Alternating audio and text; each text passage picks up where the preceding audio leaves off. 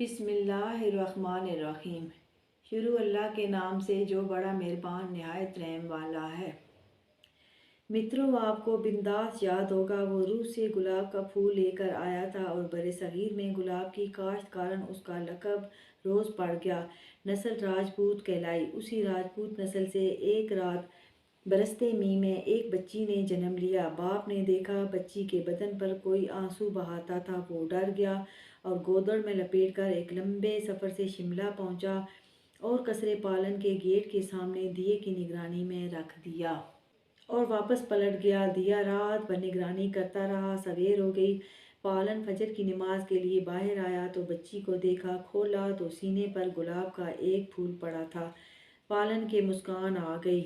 روز کی پتری، وہ زیر لب بولا اور بچی کو اندر لے آیا اور مسز جائنا کے ہاتھوں میں دیا۔